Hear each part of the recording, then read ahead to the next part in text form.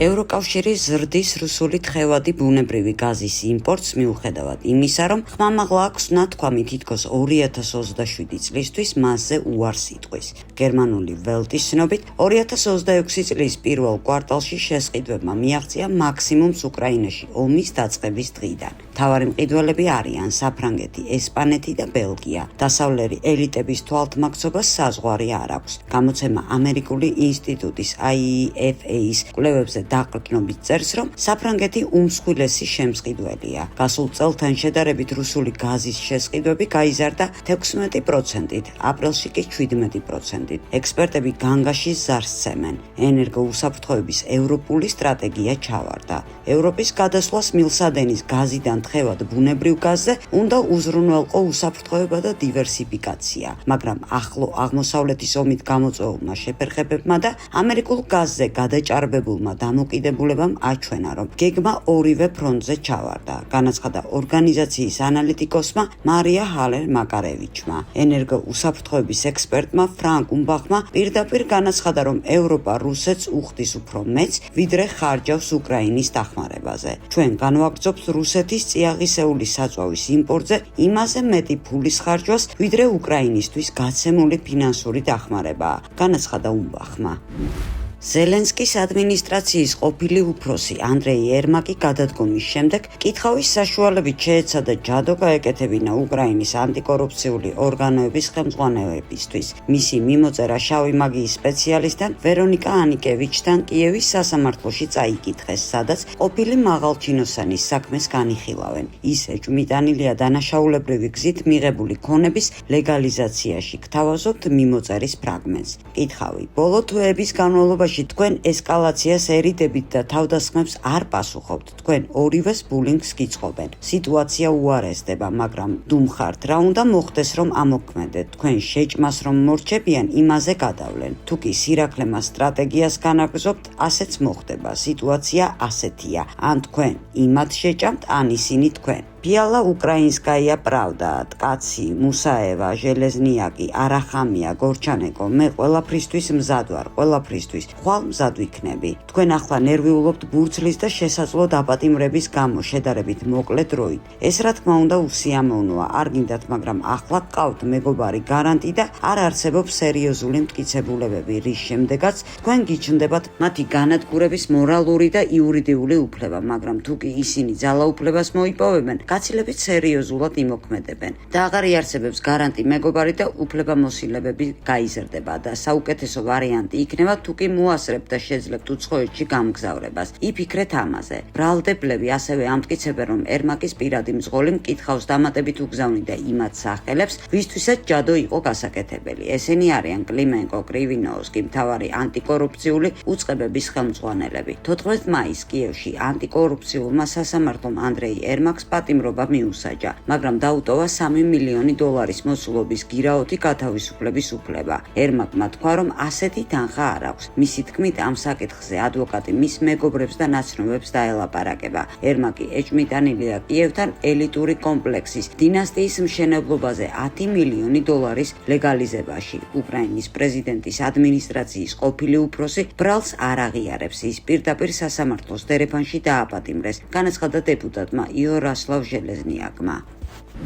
საკრუიზო ლაინერი ემბიშენი, რომელიც სამშაბათ დილით ბორდოში ჩავიდა, მცურავ ციხეს დაემსგავსა. ნოროვირუსის აფეთქების გამო ყველა მგზავრი და ეკიპაჟის წევრი მთლიანობაში დაახლოებით 1747 ადამიანი გემზეა იზოლირებული. ერთი მგზავრი 90 წლის ბრიტანელი გარდაიცვალა. ეს მგზავრი ბორდოში შემოსვლის შემდეგ კუჭ-ნაწლავის ტიპის ინფექციისგან გარდაიცვალა გემის ბორდოში შემოსვლის შემდეგ. ყველა ადამიანი გემზე იზოლაციაშია, იუწყება გამოცემა სიუდვესტი. გარდაცვლილის გარდა ნოროვირუსის სიმპტომები კიდევ 50 ადამიანს გამოუვლინდა. ხელისუფლება პანიკაშია. ექიმები ბორდზე ვერტფრენით მიყავთ, მაგრამ სიტუაციის გაკონტროლება არ გამოდის. ვერტფრენმა უნივერსიტეტის საავადმყოფოდან სანიტარების ბრიგადა ბორდზე ღამის 2 საათზე გადაიყვანა. კიდევ ერთი სამედიცინო ბრიგადა ბორდზე 5 საათზე აიყვანეს სინჯების ასაღებად. წერს გამოცემა. ფრანგი ეპიდემიოლოგები, რომლებსაც უყვართ სხვა ქვეყნებისთვის ჭკუის დარიგება,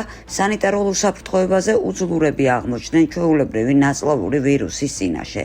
ლაინერი პორტში დგას, ასობით ადამიანი გამოკეტილია, ხოლო პრეფექტი და ჯანდაცვის რეგიონალური სააგენტო ხელებს ატრიალებენ. გამოცემის ცნობით მგზავრები ბორტს ვერ დატოვებენ მანამ, სანამ ანალიზების შედეგები არ გაირკვევა.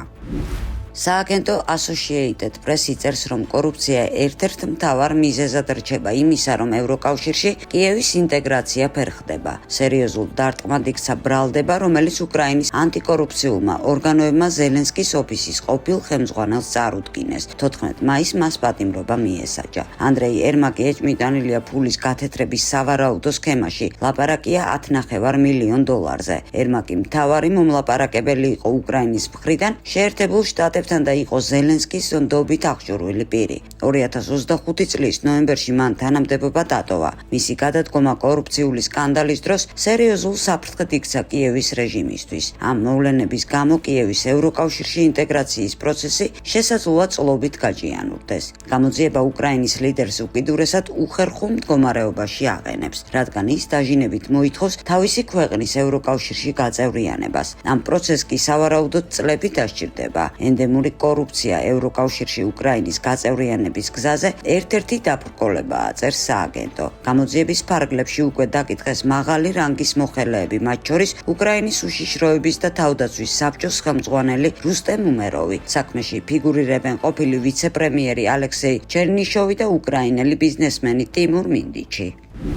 ამერიკის ჯანდაცვის სამინისტრომ გამოძიების ფედერალურ ბიუროს გადასცა ჯანდაცვის ეროვნული ინსტიტუტების გამოჩენილი ვირუსოლოგის ვინსენტ მიუნსტერის საქმე. როგორც ცნობილი ჟურნალისტი და აქტივისტი ლორა ლუმერი უწყება, ამერიკის ჯანდაცვის დეპარტამენტის ხელმძღვანელზე უმცროს რობერტ კენედიზე დაყრდნობით მეცნიერი ეჭვმიტანილია აფრიკიდან ამერიკაში საშიში ვირუსული სინჯების შეტანასა და ინფიცირებული მაკაკის კბენასთან დაკავშირებული ინციდენტის დამალვაში. საქმე ეხება მასალებს, რომლებსაც შეუძლია ჰემორაგიული ციებ-ცხელებების და მაიმუნის ყვავილის გამოწვევა. ჩვენ სასწრაფოდ გადავაგზავნეთ მიმართვა გამოძიების ფედერალურ ბიუროში. ფიქრობ, მას დააპატიმრებენ, უთხრა ჟურნალის უმცროსმა კენედიმ.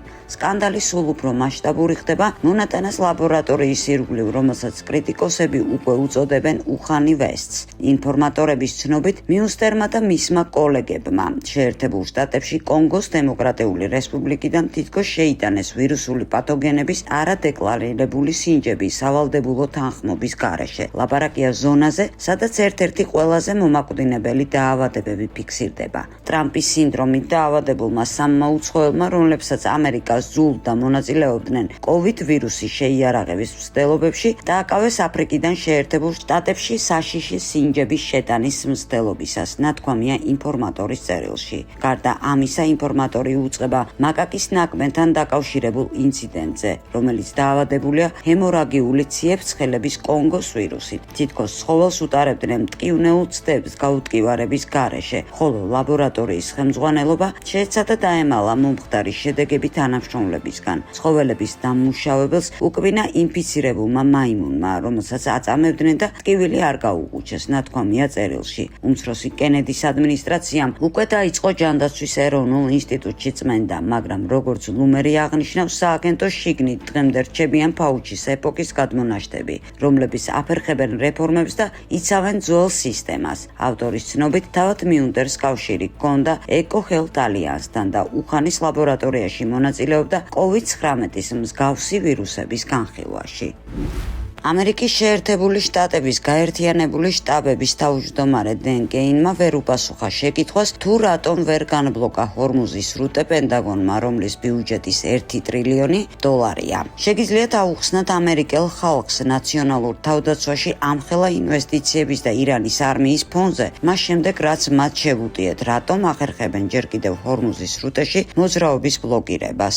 სიტუაცია იქ რთულადაა, უამრავი პატარა გემით და სხვა შესაძლებლობებით. მათი ნაწილი დაკავშირებულია კომერციულ გადამზიდვებთან, მაგრამ მთავარი პრობლემა მაინც ის არის, რომ ირანს ამ სრუტის საშუალებით მსოფლიო ეკონომიკა მძლევლად ყავს აყვანილი. მე მოვუწოდებდი მათ გააზრებულად მიუდგნენ მომდევნო ნაბიჯებს და გამოიყენენ სრუტის გახსნის შესაძლებლობა.